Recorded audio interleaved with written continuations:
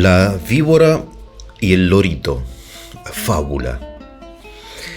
Si uno tuviese que elegir entre la compañía de una víbora o de un lorito, probablemente la mayoría de las personas elegiría la compañía del lorito, porque obviamente la víbora tiene el karma, digamos, de ser un animal maldito, que se enrosca sobre sí mismo, que está atenta para morder, para inyectar el veneno, que es astuta. En cambio, el lorito, en fin, a lo sumo es parlanchín, ¿no? Según también el estereotipo que nosotros tenemos en nuestra imaginación desde niños. Este dilema se encontró también en la selva el día del inicio de la primavera, cuando, según la tradición de aquella selva, el rey león indultaba a uno de los criminales condenados y apresados. Esto del indulto, obviamente, ustedes saben, es una tradición no solamente en la selva, sino también entre nosotros, los hombres, ¿no? Desde la antigüedad conocemos esta práctica jurídica donde la autoridad máxima del Estado decide perdonar, condonar, indultar precisamente a un delincuente, ¿no? A un criminal.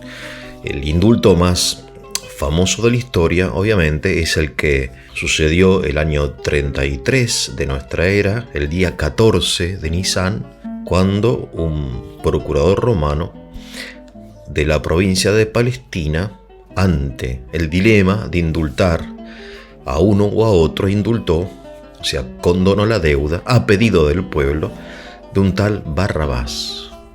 Entonces, en la selva, se festejó el inicio de la primavera, hubo una romería, competencias deportivas, de flexibilidad, de velocidad, en fin. Los animales ese día estaban reunidos, ¿no? Festejando, en fin, y agradeciendo el inicio de la primavera, y después a la tarde, ya al final del día, sale el rey acompañado de su corte, llevando a dos prisioneros, que eran una víbora y un lorito. Entonces el rey pregunta: ¿a quién quieren que libere? ¿A la víbora o al lorito? La simpatía de la población de aquella época se inclinó, como es natural, hacia el lorito. Entonces se fue creando, como diríamos, la opinión pública, ¿no? La opinión pública se va creando. Uno dice el lorito, otro dice el lorito.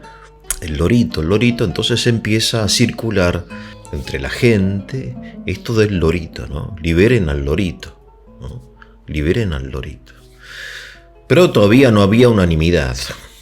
Pero va creciendo, ¿no? La víbora, pobre, está ahí enroscada mirando cómo la van a condenar, porque ella es todo menos simpática. Entonces, de repente, la lechuza, ¿no? Que era el animal pensante, ¿no? La filósofa de aquella selva, dice: bueno, un momento, pensemos. Claro, una cosa es la simpatía, ¿no? La emotividad, otra cosa es el pensamiento. Un momento, pensemos. Vayamos, un poco más allá de lo atractivo, lo simpático, y pensemos a ver cuál fue el crimen de la víbora y cuál fue el crimen del lorito, porque están presos. Bien, entonces un cocodrilo que era profesor y tenía muy buena memoria dice: bueno, el crimen de la víbora fue que le picó innecesariamente en la pierna a un cabrito, y el cabrito, en fin, falleció. ¿Y el lorito qué hizo? Bueno, el lorito, dijo un elefante que tenía también muy buena memoria, ¿no? El lorito, en fin, el año pasado bajó el nivel de agua de la laguna. Entonces el lorito empezó a decir, volando así de árbol en árbol, pasando, ¿no? Que el nivel de agua de la laguna había bajado porque las nutrias habían hecho un dique. Y entonces, gracias a ese dique, el agua no podía llegar y los animales sufrieron muchísimo, ¿no? Entonces el lorito dijo esto, lo otro, las nutrias, entonces fueron expulsadas de la selva y en ese exilio obligado murieron muchas.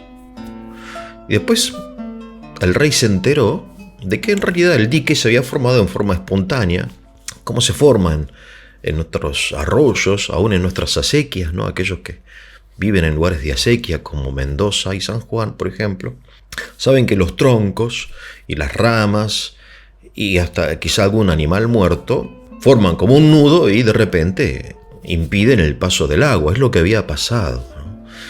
Y es por eso que el nivel de la laguna había bajado, que las nutrias no habían hecho ningún dique, que fueron expulsadas injustamente a causa de lo que había dicho el lorito, ¿no? Y entonces la lechuza planteó a la reflexión de los animales quién era más culpable, ¿no? ¿Qué delito era mayor? ¿El de la víbora o el del lorito? Sí, es verdad, la víbora había mordido a un animal inocente, pero el lorito no había mordido a nadie, pero había hablado. Esta es el alma, la moraleja de esta fábula, ¿no? Que no hay arma más dañina que la lengua, o mejor dicho, que la palabra, que puede ser hablada o escrita. Sea hablada o sea escrita, la palabra humana es mucho más destructiva que una bomba atómica. Porque detrás de la bomba atómica, detrás de los ejércitos, detrás de la violencia, siempre hay alguien o algo que la justifica, que la explica, que la desarrolla, que miente, que engaña, que manipula mediante la palabra, ¿no? Y entonces, esto es lo que le explicó la lechuza a los animales, y entonces, en fin, la simpatía empezó a estar 50-50, como dicen, ¿no? Mitad a favor del lorito, mitad a favor de la víbora, porque ya algunos entendieron que esto, ¿no? Que dice, a propósito, hay una carta, un texto dentro de una carta del Nuevo Testamento, del apóstol Santiago, que habla precisamente de que la lengua, hay todo un párrafo, ¿no? Dedicado a lo grave, a lo dañino, a lo destructivo, lo nocivo que es el uso de la lengua para difamar o para calumniar. Pero eso no es todo, dijo la lechuza, hay algo más. Porque la víbora, dijo, obró de acuerdo a su naturaleza. Claro, probablemente el cabrito le había pisado, sin darse cuenta, la cabeza a la víbora, y la víbora reaccionó instintivamente, ¿no? Como hacemos nosotros cuando alguien nos amenaza o nos golpea o nos golpeamos, ¿no? Que obramos en forma instintiva, no voluntaria. En cambio, el lorito lo hizo porque es malo. No es un acto instintivo el difamar o el calumniar, sino que es un acto libre y voluntario. En cambio, morder a un pobre cabrito porque él, sin darse cuenta, te pisó la cabeza, en fin, así son las víboras. No hubo maldad, hubo una reacción, ¿no? Esto es interesante lo que la lechuza explicaba, ¿no? Que es también una cosa como de la tradición nuestra. Por ejemplo, Santo Tomás de Aquino, cuando habla de los actos humanos, tiene un tratado, él, los actos humanos se llama el tratado, ¿no? Dice, bueno, hay que distinguir entre lo que es el acto propiamente humano y el acto del hombre, ¿no? En latín dice actus humanus, acto humano, actus hominis, acto del hombre. ¿Y qué es esto? Dice, bueno, el acto del hombre es un acto que se realiza en el hombre, es realizado por el hombre, pero no es propiamente humano, porque lo propiamente humano es lo consciente y voluntario, dice Santo Tomás, lo específico, ¿no? Por ejemplo, si yo hago la digestión, hacer la digestión no es un acto humano. No es que yo ahora decido, bueno, ahora empiezo a hacer la digestión, no. Se hace en mí, es hecha por mí, pero no es que yo decido ni hacer la digestión, ni un montón de cosas que son instintivas, ¿no? Si alguien, por ejemplo, me amenaza en forma repentina, inesperada, yo voy a levantar el brazo, voy a defender, en fin, porque es un acto del hombre, así instintivo. En cambio, el acto humano, dice él, es el acto que es libre y voluntario. Cuando él estudia el acto humano, lo diferencia inicialmente del acto del hombre. O sea que no todo acto, no toda acción del hombre es humana, aunque esté en nosotros, ¿no? Bueno, esto le explicaba la lechuza así en forma sencilla. Son contenidos que, en fin, que son complicados por un lado, pero por otro lado, todos nosotros entendemos la diferencia, obviamente, entre hacer la digestión y leer un libro. O sea, yo leo un libro porque quiero. Yo no ronco porque quiero, ronco ni respiro porque quiero, sino que, en fin, ¿qué va a ser?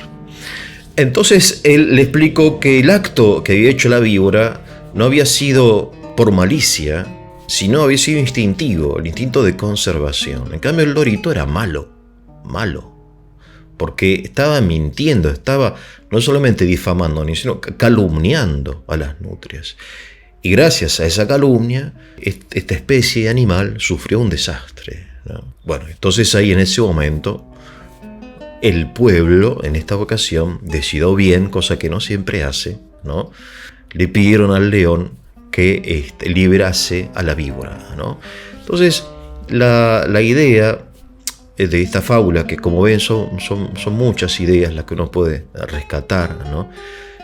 Que lo grave y lo naturalizado que está en nosotros, el uso inadecuado de la palabra, la difamación, la calumnia, la crítica, la queja, la maldición, etcétera, etcétera, etcétera.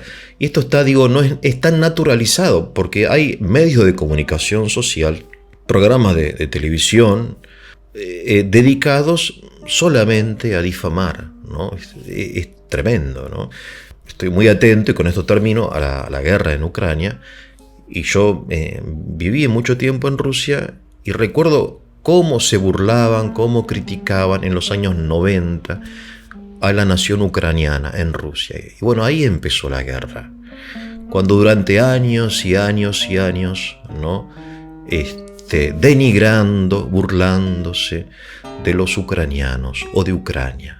Y bueno, después explotó la guerra, pero esa guerra fue preparada y es justificada mediante innumerables discursos de artistas, humoristas, periodistas, filósofos, pensadores políticos, ¿no? Que hablaban y después, bueno, entra la Fuerza Armada, ¿no?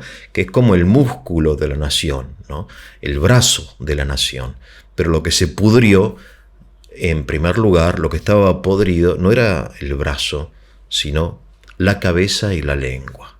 Bueno, la víbora y el lorito, que tengan un muy, pero muy buen día.